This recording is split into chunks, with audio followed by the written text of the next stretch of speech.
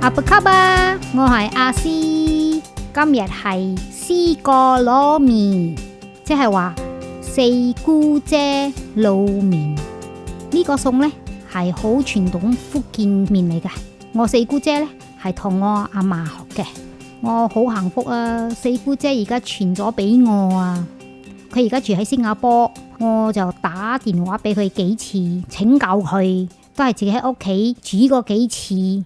而家就有個信心，先同大家分享。四姑姐話呢，跟住我嫲嫲嘅傳統煮法，最緊要呢係呢5樣嘢，即係話雞蛋啦、蝦、魷魚、豬油同埋黑醋。咁我哋開始啦。首先炒豬油、蔥頭仔、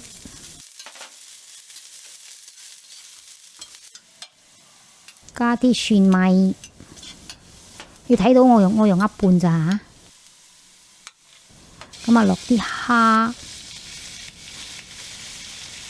炒下佢，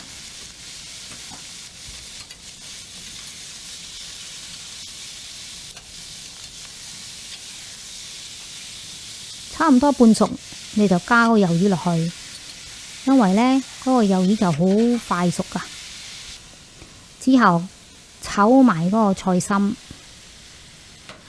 有啲人呢就冇加菜心嘅，但係我哋呢就好中意多啲菜，所以就加咗多啲菜心。呢個菜心好靚係咪？咁你唔想落菜心嘅話，你可以 skip 噶，但係食多啲菜啦，健康啲噶。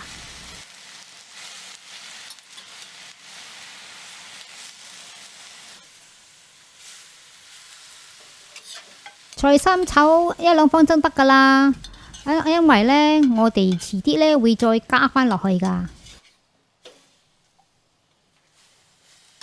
咁你拎起佢擺一邊，加咗豬油呢，蔥頭仔，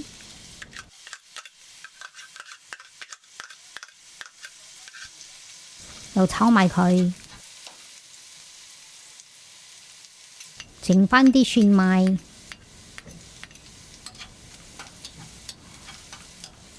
椰菜，咁啊椰菜呢多啲呢，你個湯呢會甜啲嘅喎。咁隨意你啦吓，你中意多啲菜嘅你就加多啲，炒下佢。咁呢，加咗湯底。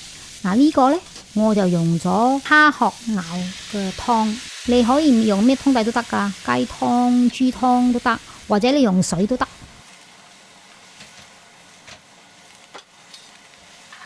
落麵，呢個係我手打麵嚟噶，咁你睇我嘅 top right hand 有一個 link 教你點樣自己可以試下自己 handmade 手打嘅麵。咁啊，落返頭先炒咗嘅海鮮，嗰個菜心唔好加先吓。黑豉油、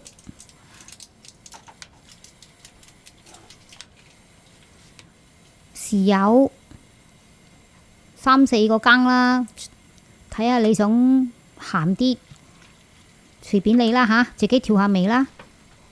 胡椒粉。唔夠黑啊！我福建人嚟噶嘛，我中意黑啲噶。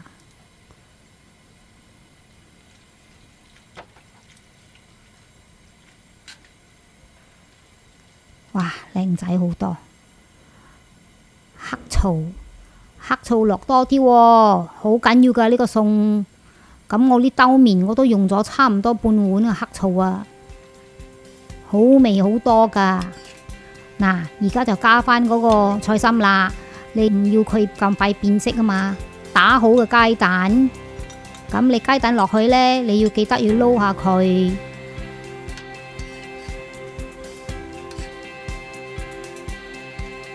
打芡俾佢結啲，但係你又唔想佢好似嗰啲台灣嘅蠔仔麵線咁結。